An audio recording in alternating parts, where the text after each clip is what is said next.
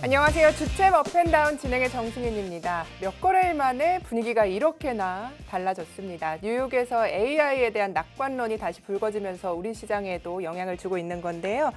내일 발표될 알파벳의 실적이 이정표가 되지 않을까라는 생각이 듭니다. 오늘 삼성전자, SK하이닉스 모두 5일선 위로 올라왔고 외국인들이 지금 사흘째 순매수 기조를 유지하면서 지금 2조 5천억 원 넘게 오전부터 물량을 담으면서 시장을 강하게 이끌어가고 있거든요. 코스피가 7천선 4거래일 만에 회복하는 모습과 함께 굉장히 긍정적으로 보여지고 있습니다. 선물에서도 순매수 기조를 유지하면서 지금 시장을 어쨌든 계속 끌고 가고 있는 모양새가 나오면서 지수 상승을 대형주가 이렇게 끌고 가는 견인하는 모습이 이어지고 있습니다.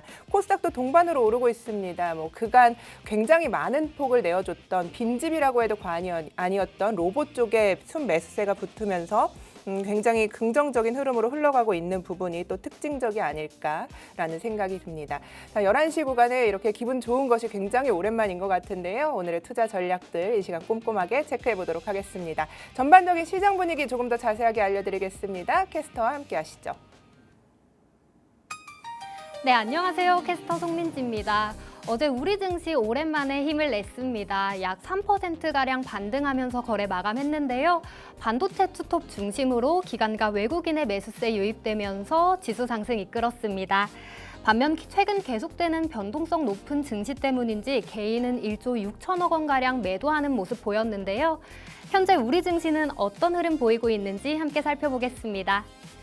지수 먼저 살펴보겠습니다.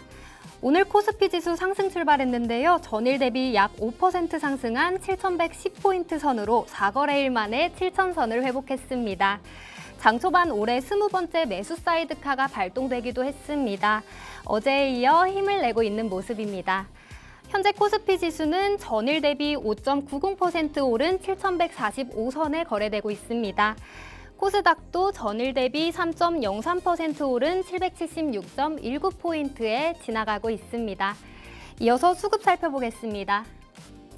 코스피는 장 초반 외국인 매수세 유입되며 지수 끌어올렸습니다. 대형주 중심으로 외국인 약 1조 8천억 원가량 매수하고 있는 모습이고요.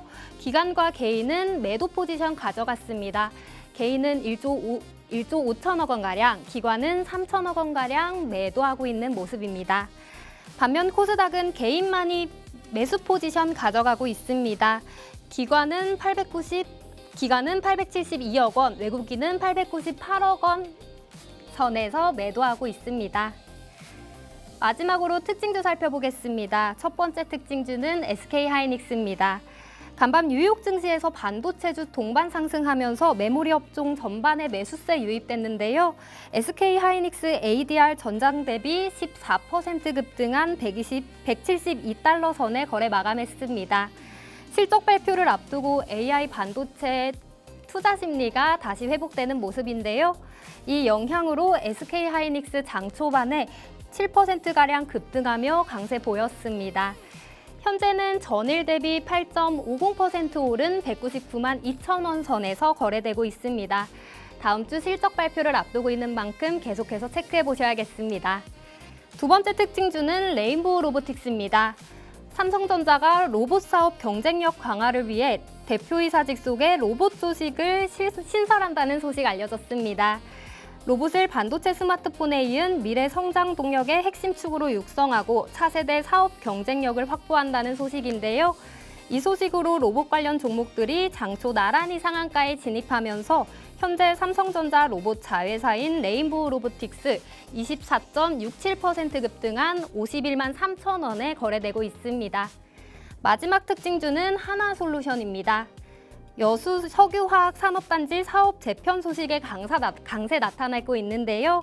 산업통상부는 석유화학 사업 재편 계획을 최종 승인했다고 밝혔습니다. 정부도 7천억 원 이상의 지원 패키지로 사업 재편을 지원할 계획인데요. 이 소식 알려지면서 전일 대비 6.39% 상승한 28,300원에 거래되고 있습니다. 계속해서 변동성 높은 우리 시장에서 어떻게 대응하면 좋을지 함께 살펴보셔야겠습니다. 지금까지 캐스터 송민지였습니다.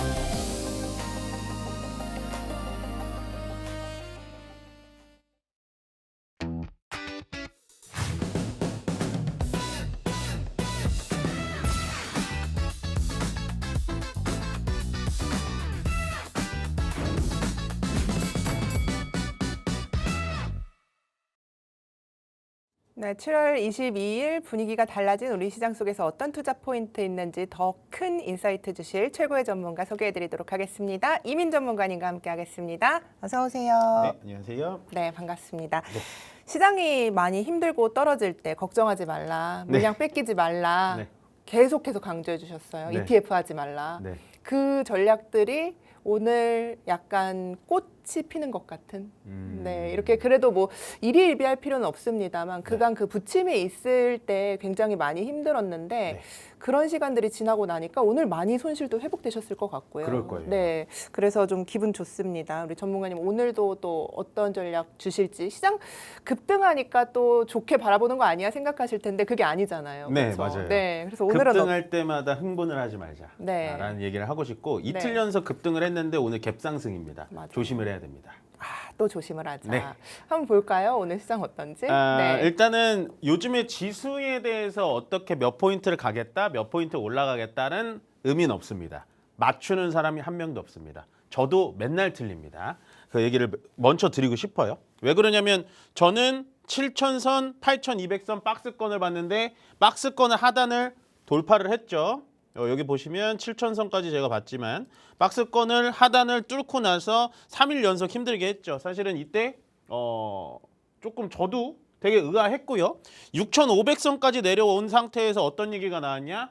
NH투자증권에서 6,000선까지 열어놓자 라는 얘기가 나왔을 때 과연 이게 맞을까? 라는 생각을 했는데 사실은 어제까지만 해도 저도 또 의아했어요. 근데 결국엔 또 돌려 세워줍니다. 근데 제가 지금 장 초반부터 흥분하지 말고 다시 한번 시장의 하락에 대비하자라고 말씀드리는 게 뭐냐면 일단은 요 갭을 좀 메꾸면서 가야 돼요.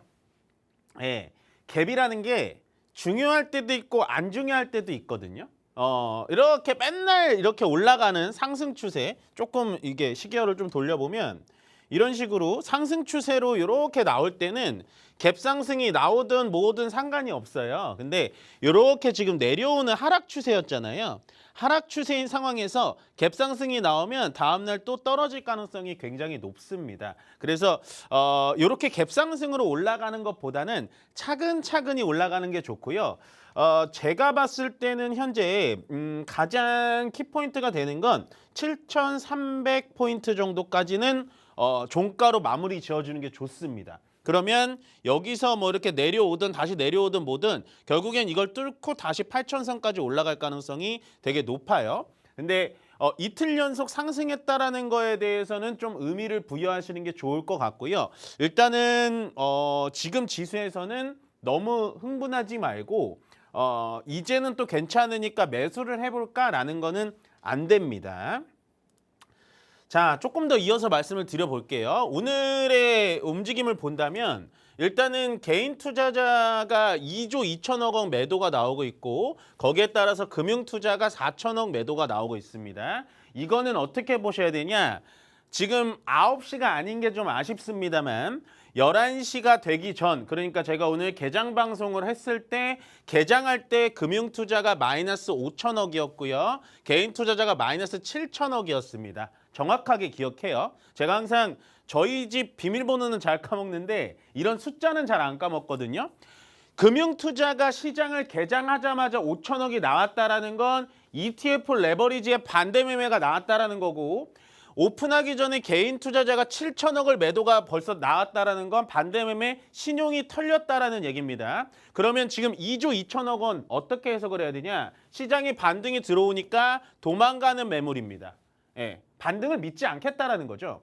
지금 시장에서 개인 투자자들은요. 예전에 1월부터 5월 달까지의 이 시장을 강력하게 믿어줬고 강력하게 매수했던 주체보다는 이젠 어떤 마음이냐? 본전 오거나 마이너스 손실이 뭐 10% 내외 요 정도 오면은 그냥 나 탈출할래 라는 게 지금 정확하게 비춰지고 있습니다. 그걸 누가 받아가냐? 외국인들이 오늘은 다 싹쓸이 해가고 있죠. 어제는 기관이었고 오늘은 외국인입니다. 그럼 여기서 포인트로 봐야 되는 게 뭐냐면 그러면 외국인들 특히나 외국인들이 어떤 것들을 좀 현재 11시 10분 기준 어떤 것들을 사가냐. 네, 그게 중요한데요. 지금 그냥 딱 정리가 되죠.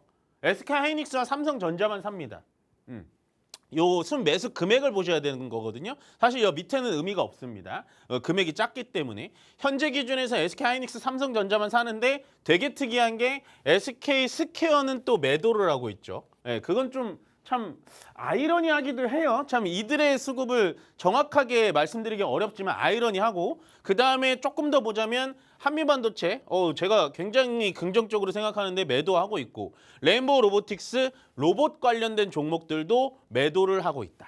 예, 포인트를 삼아 보셔야 될 것 같습니다. 자, 그러면 오늘 코스피가 코스닥보다 강합니다. 냉정하게 보시면 코스닥 같은 경우에는 더 떨어질 것도 없는데 장 초반보다는 밀렸죠. 보시면 10분봉으로 보자면 장 초반에 이런 식으로 뿅 하고 올라온 다음에 이렇게 눌렸다가 다시 올라올 겁니다. 올라오긴 할 거예요. 근데 코스닥에서 어제부터 오늘까지 주인공이 되는 건 누구죠? 로봇입니다. 로봇. 네. 그러면 제가 원래 시장 상황을 하다가 질문을 잘 안 드리는데 앵커님한테 질문을 드려볼게요. 로봇이 어제랑 오늘 왜 강할까요? 뭐 삼성이 신사업 한다니까 강한데요. 그게 다 아는 사실이었는데 네. 다시 한번 이슈가 붙으면서 네. 네, 그렇죠. 아, 그렇죠. 네.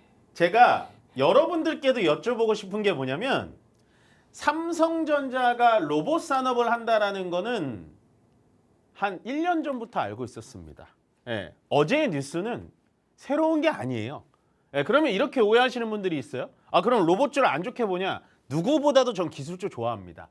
근데 로봇이 오늘 상한가를 가고 지수보다 더 세게 20%, 10% 올라가는 이유가 뭐냐면 코스닥에서 사실은 제약바이오가 가줬어야 되는데 이 제약바이오가 못 가다 보니까 로봇에 뉴스를 붙여가지고 로봇으로 그냥 붙여서 올라가는 거라고요. 이게 더 맞는 해석이에요. 삼성전자가 앞으로 로봇 산업을 하기 때문에 로봇이 올라간다? 이거는 반은 맞고 반은 틀린 얘기입니다. 예, 그래서 제가 말씀드리고 싶은 건 현재 로봇주들이 이만큼 올라와 있지만 지금은 수급, 뉴스에 의한 게 아니라 수급의 빈집이었기 때문에 많이 올라갔을 뿐입니다. 예. 코스닥의 로봇주들을 얘기하는 거예요. 현대차는 다른 얘기입니다. 그래서 수급의 빈집이 어느 정도 꽉 차져 있으면 올라가 있는 상태에서 떨어지진 않지만 이렇게 횡보하고 다음 타자인 제약바이오, 다음 타자인 2차 전지, 반도체 소부장으로 넘어갈 가능성이 높다. 그래서 오늘 로봇주들 되게 좋아요. 되게 좋은데 제가 이렇게 뭐 초치는 얘기가 아니라 말씀을 드리는 건 딱 그겁니다. 현재 코스닥 150에서도요. SP지서부터 여기 휴림로봇, 클로봇, 뭐 한라캐스트까지 굉장히 좋은 움직임 보여주고 있고 뭐 로봇 손 만드는 원익홀딩스도 보이네요. 뭐 유진로봇 이렇게 보여지는데 나쁘다라고 말씀드리는 게 아니라 로봇이 삼성 때문에 올라가는구나라고 착각하시면 안 된다고요. 그게 팩트입니다. 제가 말씀드리는 팩트는 그거기 때문에 오늘이 로봇이 가는 거는 이제는 코스닥도 코스피만큼 갈 수 있겠구나. 예, 그리고 긍정적으로 보셔야 되는 건 우리가 한 3주 동안 호재를 시장에서 안아주지 않았습니다. 호재가 나와도요. 시장에서 반응을 안 하고요. 오로지 나쁜 얘기. 이제 끝났대. 반도체 수급 끝났대. 키미3는 도대체 뭐야? 이러면서 이틀 전만 해도 난리가 났었죠. 제가 월요일 날 이런 얘기를 드렸습니다. 아무리 좋은 얘기를 하더라도 아무리 제가 버티고 기다리고 더 사란 얘기 안 하더라도 멘토님 아무리 좋은 얘기라도 더 이상 못 사겠어요. 라는 얘기가 월요일 날 정말 많이 들렸습니다. 근데 결론적으로 진짜로 그렇게 행하신 분들은 아마 수익을 많이 나지 않았을까. 시장이 좋아서 얘기하는 게 아니라요. 이렇게 시장이 되는 게 비정상의 정상화입니다. 왜? 시장에 호재가 없었던 것도 아니고요. 그냥 수급이 꼬였기 때문이다. 라고 정리 드리면 될 것 같고요. 일단은 오늘 바로 이어서 얘기를 좀 드려볼게요. 좀 안타까운 얘기부터 좀 하겠습니다. 제가 또 이거 갖고 왔죠. 근데 개인 투자자들이 보는 시장 방향성이 지금 시장이 올라가는 거랑은 정반대예요. 어제의 ETF의 순 매도는요. 하이닉스 단위 종목 레버리지, 하이닉스, 삼성전자.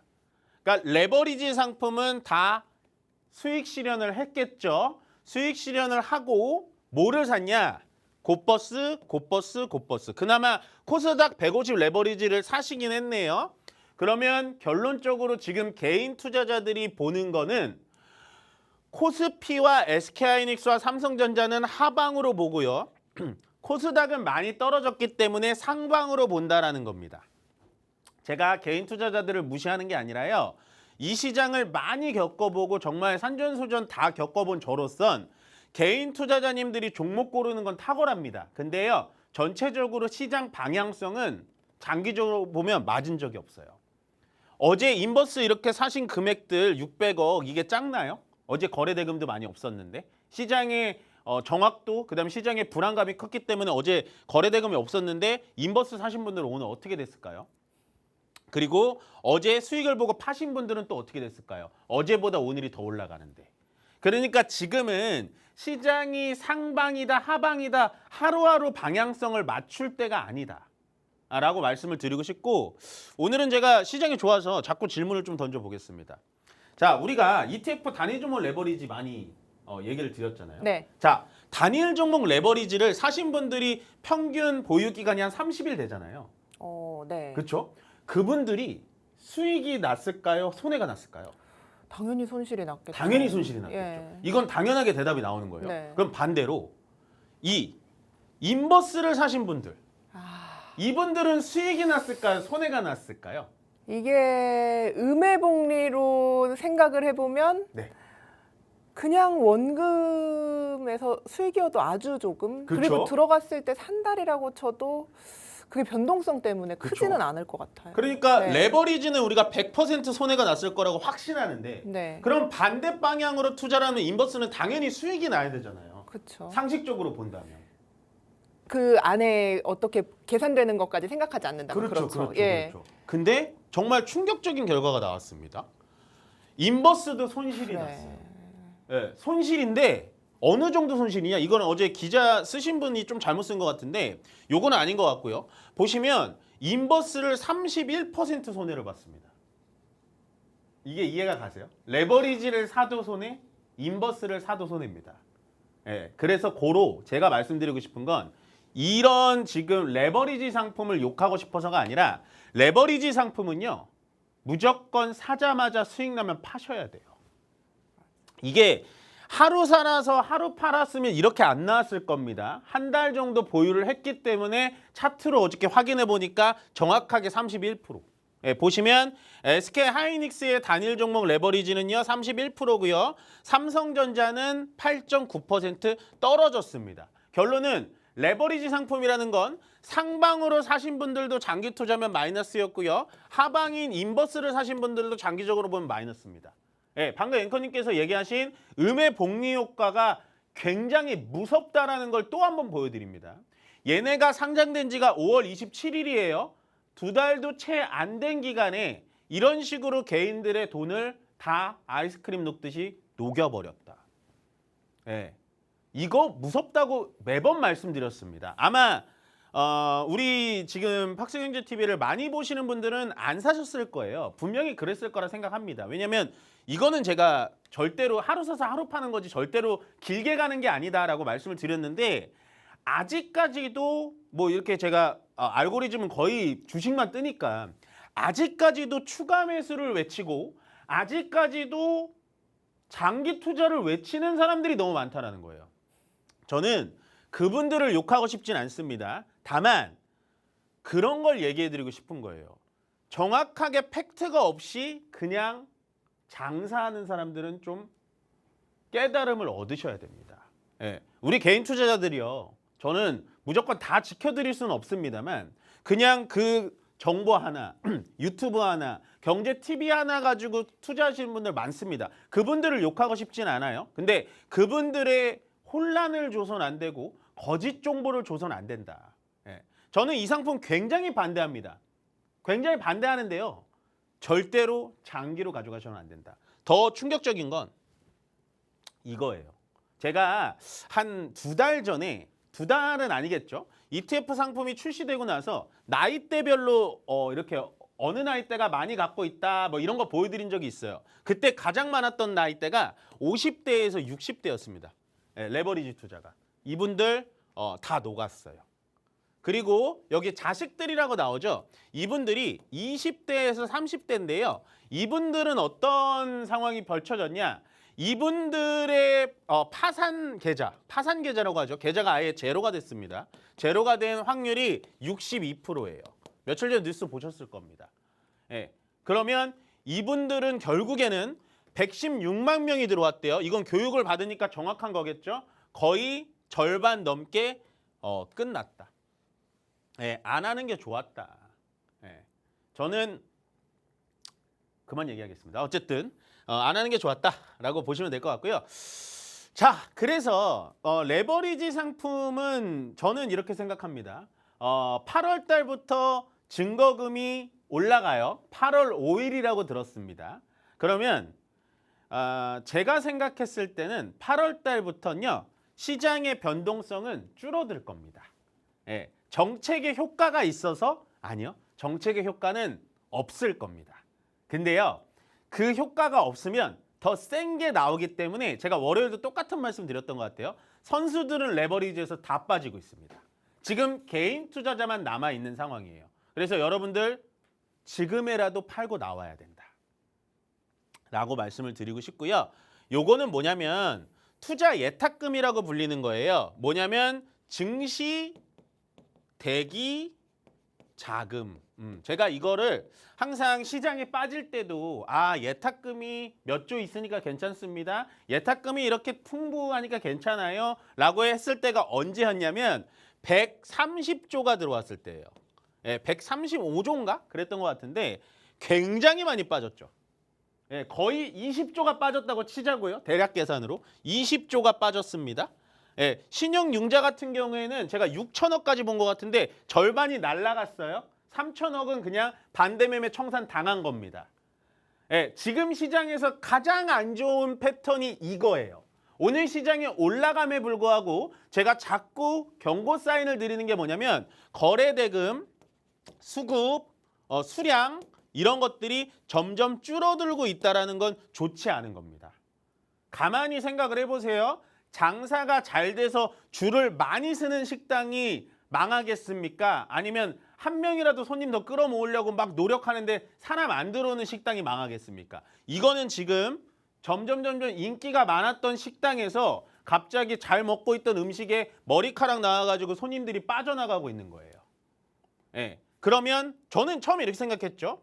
20조 정도가 빠졌는데 20조 정도가 빠진 게 최근에 내가 맨날 매수하라 그래가지고 증시가 싸지니까 사셨구나 라고 생각을 했습니다. 되게 기분이 좋았어요. 근데 다음 뉴스를 보니까 20조 중에 16조 원은 보름 만에 어느덧 은행 예금으로 넘어가셨습니다.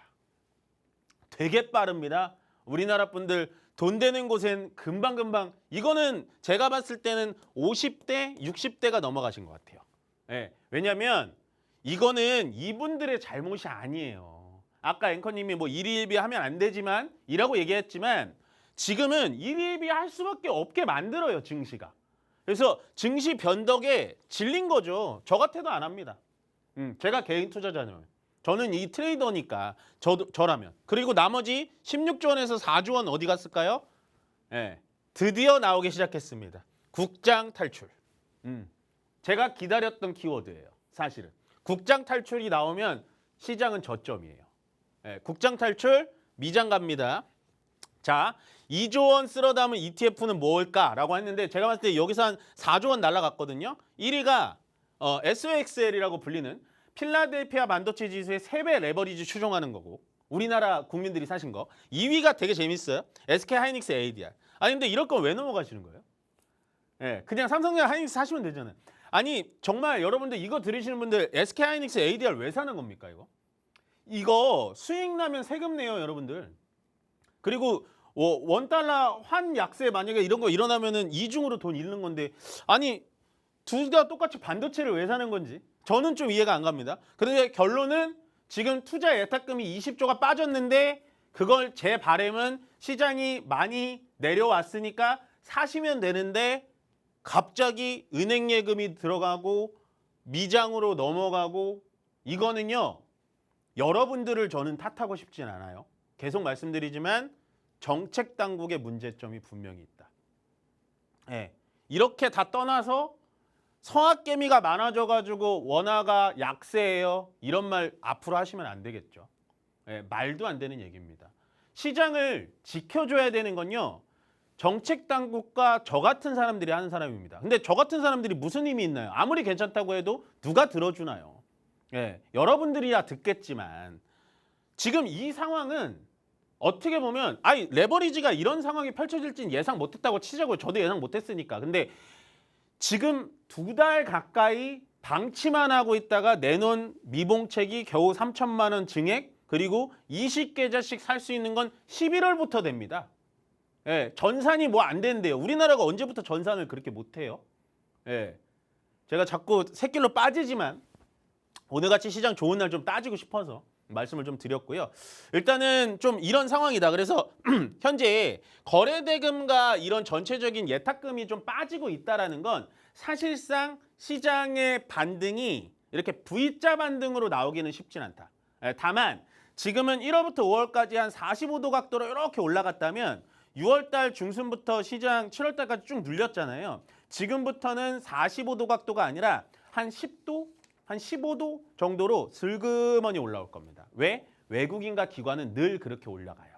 그래서 지금은 수급이 굉장히 중요하고요. 그 수급의 주체가 외국인일 확률이 높고 그 외국인을 따라서 매수하시는 게 키포인트다라고 정리드리겠습니다. 네, 좋습니다. 외국인의 지금 자금이 굉장히 많이 들어온 상태이기 때문에 이전과 같은 V자 반등을 기대하기는 어렵지만 그래도 그 안에서 추세는 이어질 것이다라는 인사이트 주셨습니다. 자, 이렇게 계속해서 어려운 시장 속에서 우리 개인들의 계절을 지켜주시기 위해서 다양한 이야기 해주고 계시죠. 많은 분들이 이제 우리 채팅창에도 이런 교육들을 보고 단일 레버리지나 이런 상품은 절대 하지 않는다 이렇게 이야기를 많이 해주고 계신데요. 여러분들의 이렇게 계절을 지켜드리고 앞으로에 대한 전략을 드릴 수 있는 더 많은 이야기들 나눌 수 있는 시간 마련했습니다. 화면으로 강연의 일정 소개해드리도록 하겠습니다.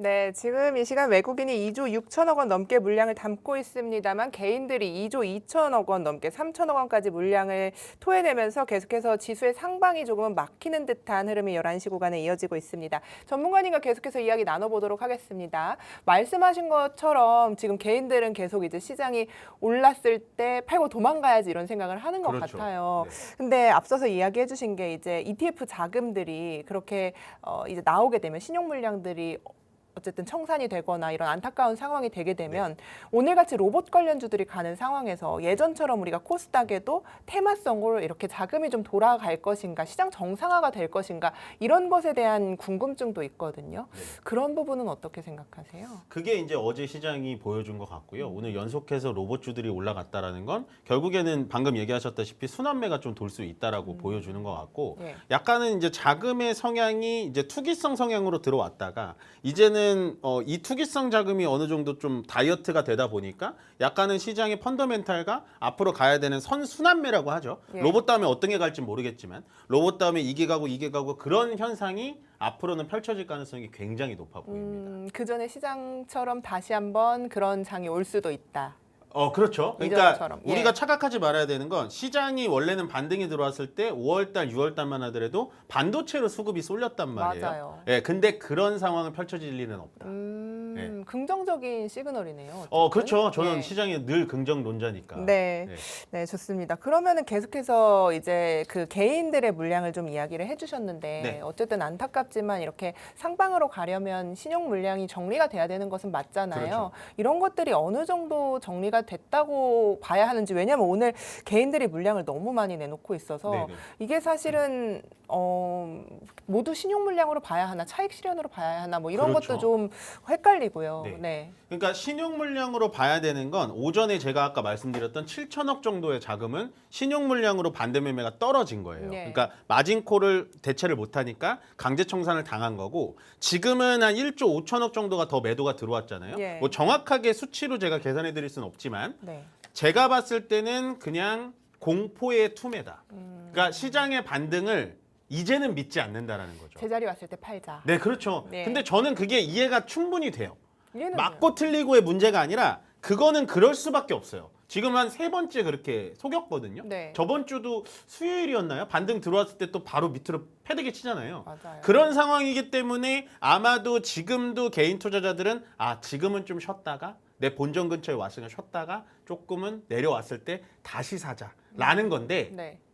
그게 쉬울 것 같으세요? 그게 사실 앞서 말씀하신 레버리지랑 똑같아요. 내가 잘할 수 있을 것 같지만 맞아요. 사실 잘할 수 없거든요. 네. 그게 맞출 수 없거든요. 네. 그래서 결국 이제 살 틈을 안 주고 오르면 그때 팔지 말았어야 되는데 이게 나오고 그렇죠. 올라왔을 때 또 내리면 그날 팔았어야 되는데 이런 상황인 거죠. 그냥 참 어렵죠. 예. 그러니까 실제로 저도 내일 시장이 어떻게 된다? 이번 주 시장이 어떻게 된다? 못 맞춰요. 맞출 수 있는 사람은 없어요. 예. 근데 제가 말씀드리고 싶은 건 딱 한 가지만 하자 그랬잖아요. 매도만 하지 말자. 물량만 뺏기지 예. 말자. 오늘 예. 매도를 오히려 이런 매도면은 저는 좀 충분히 이해가 갑니다. 내가 정말 물려 있었던 종목이 로봇 종목이에요. 그 로봇 종목이 오늘 올라왔어요. 네. 근데 본전이에요. 네. 팔아야 돼요. 아, 예, 그러니까 로봇을 좋게 안 보건 좋게 보지 않던 제 입장은 이겁니다. 로봇을 팔고 오늘 본전이니까 팔고 나는 그래도 시장의 중심은 반도체야. 라고 하면 그 물량을 반도체로 사는 거죠. 이런 건 가능해요. 네. 이런 건 정말 좋은 포트폴리오 조정이라고 보여집니다. 로봇보다 반도체가 좋다는 얘기가 아니라 네. 예를 들어서 근데 그냥 방금 앵커님 얘기하신 것처럼 지금 모든 한 80%의 개인 투자자가 지금은 본전으로만 판다. 근데 사실은 그거는 한 8,000포인트까지는 좀 기다려볼 필요가 있지 않을까. 라는 생각을 좀 해요. 네. 뭐 정확하게 8,000까지 간다. 정확하게 뭐 7,000 몇 포인트까지 간다라고 말씀을 드릴 수는 없겠지만 지금은 수급 상황 자체가 우리한테 유리한 거예요. 개인이 팔고 외국인이 사준다? 유리한 겁니다. 예, 그리고 어제 요 장표를 바로 이어갈 수가 있겠는데 JP모건에서 나온 자료예요. 그래서 저도 사실은 어제 이 자료를 보면서 이게 도대체 뭘 뜻하는 거지? 예, 뭐 다 영어로 써 있고 영어도 잘 못하는데 그래서 사실은 이걸 AI한테 물어봤습니다. 이 그래프가 뭘 뜻하는지. 그러니까 물어보니까 정확하게 얘기해 주더라고요. 파란색이 뭐냐면 미국 안에 있는 ETF입니다. 이게 전체적으로 ETF 그래프인데요. 미국 안에 있는 ETF 그래프의 자금 이동을 보여주는 거고 주황색은 뭐냐? 미국 외. 예, 미국 외의 자료들을 보여주는 거고 요 회색이 뭐냐면 단일 종목으로 그러니까 우리나라 삼성전자 뭐 하이닉스 같은 그런 레버리지 ETF겠죠. 그래서 지금 JP모건이 얘기하는 건 자, 미국 내에 있는 ETF는 뭐 그냥 자금의 빠짐이 별로 없다. 다만 한 6월 기점으로 전체적으로 ETF에서 자금이 빠지고 있다. 근데 보세요. 미국 외의 거 급등이 쭉 나왔죠. 자금이. 급등이 쭉 나왔다가 완벽하게 급락이 나오죠. 자금이 빠지고 있다라는 거예요. 그다음 요 단일 종목 레버리지 삼성전자, SK 하이닉스 요거 이렇게 올라갔다가 쭈르륵 밑으로 빠지죠. 그래서 JP모건이 이 차트를 어떻게 분석을 하냐? 신용으로 들어온 거 한 75%는 다 청산이 됐고 정리가 됐구나. 예. 그래서 제가 한 2주 전부터 말씀드리는 게 뭐냐면 이런 거였죠. 여러분들 기술적 분석으로는 지금은 손절이 나가야 되는 상황이에요. 맞아요. 그거는. 61선 해체됐고요. 5일선 떨어졌고요. 뭐 11선이 어쩌고 저쩌고 기술적인 분석에서는 손절이나 비중 축소가 맞습니다. 다만 떨어지는 이유를 생각하면 펀더멘탈이 훼손되거나 그 기업이 어떠한 문제가 있어서 떨어지는 게 아니라 오로지 수급으로 인해서 떨어지는 거기 때문에 저는 여러분들을 강조하진 않았어요. 저는 버틸 겁니다. 예, 매도하지 않는 게 답입니다. 이런 시장에서는. 왜? 수급에 의한 거니까. 근데 그 수급이 지금 수급의 비이상하잖아요. 이게 딱 지금 6월 달입니다. 이 수급 자체가 비이상적인 게 정상으로 바뀌고 있다. 그러면 결론은 시장은 당장 오늘부터 그리고 어제부터 정상으로 바뀌었어요 라고 말씀드리는 게 아니라 지금 시장은 이렇게 올라갔다 밑으로 많이 빠졌잖아요. 그럼 여기서 V자 반등이 나오는 게 아니라 여기서 찌글찌글 될 가능성이 높다고요. 이게 무슨 과정이다? 비정상의 정상화 과정이다. 어제 저는 이 차트를 보고 그런 걸 많이 느꼈습니다. 아, 우리나라가 이렇게 차트를 변질시키고 있었구나. 예, 75%가 이미 청산이 됐다라는 건 물론 JP모건의 계산과 수치라서 정확하게 맞지는 않겠지만 보시면 일단은 지금 투기성 자금들은 많이 빠져내려와 있다. 예, 겁먹지 마셔라. 말씀드리는 거예요. 자, 그다음에 좀 보겠습니다. 신용잔고인데요. 요게 제가 일별로 쭈루루룩 나눠 놓은 건데 지금 되게 재밌는 게 6월 달 중순이 요때거든요. 6월 달 중순까지는 신용잔고가 요게 이제 삐쭉삐쭉한 게 코스닥입니다. 코스닥이 신용잔고가 올라갔다가 6월 달 땅 시장 한 대 맞자마자 그때부터 코스닥이 신용잔고가 쭈루룩 떨어지죠. 이거는 전체적으로 신용잔고가 빠진다고 해서 시장이 좋아질 거다. 이건 아니에요. 왜? 반대매매 청산이라서. 이게 어떻게 해석을 하셔야 되냐면 반대매매 청산 당합니다. 그러다 신용을 또 받아요. 그러다 청산. 신용 또 받고 청산. 신용 또 받고 청산. 이거예요. 그래서 신용잔고가 줄어든다고 해서 이제 시장 괜찮아지나요? 그거는 다 옛날 공식. 안 맞아요. 근데 여기서 유의미한 지표가 나오죠. 제가 코스닥이 신용잔고가 떨어질 때는 의미 없다라고 얘기했지만 코스피는 계속해서 신용잔고가 늘어났어요. 그러다가 7월 달 땡 들어오자마자 꺾입니다. 예, 이거는 의미가 있다. 이거는 뭐다? 코스피에서도 반대매매 청산이 일어나고 있구나. 예, 그러면 아까 보여드렸던 이 투기성 자금들이 어느 정도 나오고 있구나라고 해석하시면 됩니다. 아시겠죠? 자, 그 다음에 조금 더 이어갈게요. 어제 제가 이렇게 떠온 건데 7월 달에 이제 일주일 동안만 떠온 겁니다. 그가 한 셋째 주 정도 되겠죠. 개인 투자자가요 4조 7천억 원을 매도를 했고요. 어제 기준까지. 그다음에 외국인이 3조 4천억, 기관이 1조 1천억. 그중에서 보시면 투신이 2천억. 그다음에 제가 잘못 봤네요. 투신이 4천억. 그다음에 요거 중요하죠. 연기금이 3천억. 예, 그렇게 욕하던 연기금이 3천억. 자, 그러면 이 수급만 보면 어떤 거 같으세요? 예, 좀 마음이 편안해지지 않나요? 일주일 동안의 수급이거든요. 괜찮아요. 괜찮아요? 네, 금융투자는 뭐 빨리 네. 원래 사고 파니까 괜찮은 것 같고요. 네. 연기금이 산 것과 외국인이 산 것이 굉장히 많이 마음에 들어요. 그렇죠. 예. 수급으로는 이제 우리가 옛날에 외국인들 많이 놀렸잖아요. 네. 그렇죠. 조롱 좀 했죠. 상반기에 외국인들 네. 너네 왜 이렇게 못하냐, 뭐 하냐. 그게 지금은 또다시 겸손해져야 되는. 그러니까요. 사람이 원래 다 네. 그거는 그냥 운이 좋았던 거지 내 그렇죠. 실력은 아니었던 거예요. 그러니까 네. 주식시장에서 진짜 앵커님은 정확한 자세를 취하시고 계신 겁니다. 개인의 자세. 네. 그러니까 주식시장을 언제나 순응하고 네. 그거에 맞다. 니네가 맞다. 이게 맞거든요. 네. 그러면 외국인들이 이렇게 사고 있으면 우리가 여기서 해야 될 건 뭘까요? 이제 개인 투자가 해야 될 거. 잘 모르겠어요. 그게 개인마다 다 다를 것 같거든요. 근데 네. 제가 지금 새 출발을 한다면 리셋을 누를까요? 아니면 그 전일까요? 여기서 해야 될 건 뭐냐면 지금 해야 될 거. 자, 네.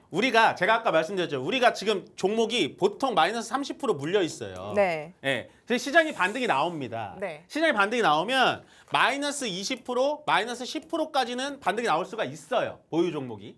근데 여기서 내가 메인 종목이 아닌 거는 잘라내야 돼요. 시장이 반등이 나올 때. 왜? 지금은 초반처럼 V자 반등이 나오지 않으니까. 그러면 뭘 해야 되냐? 잘라낼 때 어떤 종목을 또 사야 되잖아요. 우리는 현금 있는 꼴을 못 보잖아요. 그렇죠. 예. 그러면 뭘 해야 되냐? 외국인들이 뭘 사고 있는지를 보시면 되죠. 우리가 해야 될 거 이거예요. 포트를 조정할 걸 미리 선별을 하고요. 외국인들이 뭘 살지를 보셔야 됩니다. 자, 외국인들이 뭘 살까요? 일주일 동안. 너무 쉽죠. 항상 앵커님이 마지막 방송 때 저한테 이걸 물어봅니다. 그래서 멘토님, 반도체 투톱으로 사라는 거예요? 말라는 거예요? 이렇게 물어보시거든요. 저는 그럴 때마다 자신 있게 네, 더 이상 물어보지 말라는 식으로 네라고 얘기하거든요. 외국인들이 7월 14일부터 21일 방금 제가 수급도 똑같이 따온 거예요. 보시면 어떤 것들을 많이 사냐? SK 하이닉스, 삼성전자, SK 스퀘어, LG 이노텍, 한미 반도체. 여기서 다른 섹터가 있나요? 없어요. 없죠. 네. 오로지 반도체로 시작해서 반도체로 끝난다. 네. 그래서 지금 해야 될 건 외국인들이 이렇게 사고 있으니까 포트 조정을 준비를 하고 외국인들이 사서 모아가는 걸 따라가면 된다. 네. 그러니까요. 기관은 어때요? 기관도 어제 순매수한 거 보니까 똑같이 SK 하이닉스, 삼성전자, SK 스퀘어, 삼성전기 다 이런 거 샀더라고요. 네. 이렇게 하는데 우리가 굳이 돈을 딴 데다 넣을 필요가 없다. 네. 그렇죠. 잘하는 친구가 네. 저기 학원에서 좋은 학원에서 배우고 있는데 네. 쟤 이겨보겠다고 네. 저는 혼자 나머지 공부 혼자 한다고 쟤를 따라갈 수 있을까요? 없죠. 없어요. 근데 그 학원에 갔다가 네. 걔네들이 너네 이거가 진짜인 줄 알았지롱 이렇게 하고서는 난 사실 과외하고 있지롱 하고 코스닥 가면 어떡하죠? 뭐 그러면은 제가 그때 또 다시 AS를 하면 되는데 얘기해 주실 거죠? 거의 그럴 경우는 없지 않을까. 그렇죠. 맞아요. 그럴 보통 수 공부 잘하는 친구들이 배려도 깊습니다. 아, 그래요? 그래서 방금 얘기하셨다시피 외국인들은 그렇게 산다는 걸 제가 받아왔지만 지금 보시면 연기금하고 이런 투신 애들이 많이 또 사잖아요. 얘네들이 사는 것도 SK 하이닉스, 삼성전자. 특이하게 근데 이 친구들은 스퀘어는 안 사는데 SK 하이닉스, 삼성전자 위주로 사고 있습니다. 그래서 여전히 지금 제가 보는 뷰는 똑같아요. 지금 무조건 가시려면 저는 반도체가 있어야 된다. 제가 사실은 반도체를 많이 우겨요. 맞을 때까지 우깁니다, 저는. 그래서 이 3주 동안 힘들었어요. 너가 사라 그래서 물렸다부터 시작해서 반도체 얘기하면 또 제가 나오는 거 있죠? 요즘에 굉장히 핫한 현대차 같은 경우 갑자기 또 방향이 바뀌는데 현대차 같은 경우도 이게 참 이제 앞으로 확정지어서 얘기는 안 하겠습니다만 우기기는 할게요. 그래서 결론은 반도체는 여전히 여러분들 중심에 있어야 된다라고 말씀을 좀 드리고 싶고요. 요거를 제가 가져올까 말까 많이 했어요. 왜냐면 여기에 대해서 또 피해를 많이 보시는 분들이 있을 것 같아서. 근데 이제 어제 딱 보세요. 8시 20분 기준입니다. 그러니까 애프터장이 다 끝나고 개인들이 순매수한 금액을 보여준 거예요. 어제 개인들도 한 2조 2천억 정도 매도가 나왔기 때문에 매수한 건 별로 없는데 개인들의 이 현지의 심리 상태 파악을 한번 해볼까요? 개인이 3천당 제약을 저만큼 샀다고요, 어제? 네, 1,000억. 오. 어떤 심리일까요? 저거요? 그거 저렇게 많이 떨어졌으니까 네. 한 번은 가겠지. 네, 네. 맞아요. 내가 지금 짧은 시간 안에 이 낙폭을 만회해보자. 맞아요. 오를 수도 있어. 포인트가 지금 나왔어요. 네. 짧은 시간에. 네. 내가 많이 잃었으니까 빨리 복구하고 싶은 심리가 여기 다 담겨 있어요. 자, 핫다 따라간 거죠. 3,000당 제약. 죄송한데요. 핫다 아무나 하는 거 아닙니다, 이거. 하한가는 아니에요, 얘가. 하한가는 아닌데요. 하한가 아무나 따라가는 거 아니에요. 이거 그리고 옛날에나 되는 거 진짜 안 돼요. HLB 같은 경우도 핫다 수량 많거든요. 결국은 어떻게 됐어요? 다 떨어집니다. 3,000당 제약을 욕하는 건 아닙니다. 정말 제가 이걸 보유하신 분들이 많기 때문에 이 기업에 대해서 설명을 안 드릴게요. 다만 개인들이 얘 1,000억, 인버스 600억, 레버리지 빼고 인버스 400억 이렇게 샀다라는 건 지금 앵커님이 정확하게 짧게 빠르게 내 손실을 복구하고 싶은 심리가 남아있다.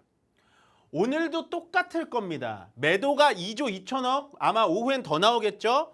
오후에 개인들의 순매수를 제가 내일도 이게 가능하면 또 갖고 와볼게요. 아마도 제가 생각했을 때 인버스 그리고 밑으로 많이 떨어진 종목을 매수가 들어올 거예요. 그래서 지금 시장은 급한 분들이 많다. 라고 생각하시면 됩니다. 급한 사람이 많다 이야기를 네. 해주셨는데 그런 것 같긴 해요. 지금 오늘 보니까 삼천당제약도 약세가 추가적으로 이어지고 있네요. 네. 그리고 그러면은 아까 이야기하신 게 시장은 정상화되고 있지만 이렇게 갭으로 뜰 때 조심해야 된다 얘기를 하셨잖아요. 네네네. 그러니까 오늘 따라붙을 자리는 아니라는 말씀이시잖아요. 네, 그거는 안 되는 거죠. 그쵸. 반대로 하는 거죠. 그러면 오늘 IT 투톱도 오늘 담을 자리는 아니다. 네. 그러니까 제가 여기서 네. 조금은 뭐랄까요? 조금은 속상한 게 네. 월요일 날에는 사라고 돌려 얘기해도 못 알아들어요, 사람들이. 알아듣긴 했는데 안 사고 싶었어요. 근데 지금 제가 오늘은 매수 얘기를 한마디도 안 했는데 사람들이 오늘 살까요? 현대차 살까요? 그런 느낌. 예, 이런 그런 느낌. 느낌인 거죠. 맞아요. 그러니까 네. 주식을 우리가 너무 이상하게, 그러니까 우리가 잘못된 게 아니에요. 시장이 우리한테 이상하게 보여주는 겁니다. 지금 6월 중순부터 7월 달까지 공포의 극한의 장을 만들어 버리니까 심리가 지쳐버리고 예금으로 도망가고 해외로 도망가는 거 이해가 간다니까요. 빠르게 잡아주시라고요. 근데 제가 이거 또 하나 우길게요. 네. 근데 오늘은 우기시길 잘했다는 생각, 우겼다기보다 항상 그게 네. 무논리로 우기신 게 아니라 항상 그 근거들을 뒷받침해 주셨어요. 그래서 믿고 있었어요. 분명 뭐 우겼다, 무지성으로 우겼다는 생각이 전혀 없었거든요. 네. 우기길 잘하셨잖아요, 오늘은. 근데 저 원래 맞을 때까지 계속 얘기하기 때문에 인디언 그게 기우제처럼. 맞는 것 같아요. 또 사람들이 듣기에는. 근데 제가 오늘 하나 예측을 드리자면 네. 시장 언제 좋아질 것 같아요? 모르겠어요. 잘 모르겠죠. 네, 사실 이게 좋아진다는 것이 전고점까지 간다는 것을 의미하는 것인지 네. 아니면은 그래도 지금 이 구간에서 변동성을 줄인다는 것인지 네. 그런 것들의 기준점을 어떻게까지 해야 좋아진다고 느낄지를 잘 모르겠어요. 왜냐하면 무조건 간다고 했을 때도 사실 IT 투톱, 뭐 S7 이렇게만 갔어서 마냥 좋지만은 않았거든요. 그렇죠. 근데 이 변동성이 줄어든다고 한들 그러면은 시장의 자금이 분산된다? 그것도 지금 상황에서는 조금 찜찜하고요. 예. 그러니까 시장이 좋아진다라고 판단하는 건 제 입장에서는 그겁니다. 방금 정말 얘기를 잘해주셨는데 변동성이 줄어들고 갈놈, 똘똘한 놈들을 가는 게 정상화거든요. 네. 그 정상화가 언제 될 것이냐. 실적을 확인하고 나면 조금 낫지 않을까라는 생각도 들어요. 사실 눈으로 다 확인이 그렇죠. 되면 제가 봤을 땐 8월 달 8월. 첫째 주가 지나면 그러니까 네. 7월 달만 여러분들 좀 버티시면 될 것 같아요. 음, 그럼 8월 달부터 어떤 일이 일어나냐? 레버리지 법규가 더 강해질 거고요. 그렇죠. 거기다가 빅테크 실적이 다음 주까지 쭉 이어져 있어요. 네. 그러면 캐펙스 투자에 대한 확정이 져지게 되면 결국에는 8월 달부터는 똘똘한 놈부터 가게 될 것이다. 아. 그거를 제가 지금부터 8월까지 한번 우겨보도록 하겠습니다. 네, 여러분 오늘 투자에 도움 말씀 많이 되셨을 것 같습니다. 더 많은 정보들 궁금하시겠지만 저희가 시간 관계상 또 여기까지인 점 양해 부탁드리겠고요. 본 방송에서 제공하는 투자 정보는 투자 판단에 대한 조언일 뿐 해당 종목의 가치 상승 하락을 보장하지는 않습니다. 오후장도 우리 팍스경제TV와 함께 성공 투자하시기 바라겠습니다. 시청해주신 여러분 고맙습니다.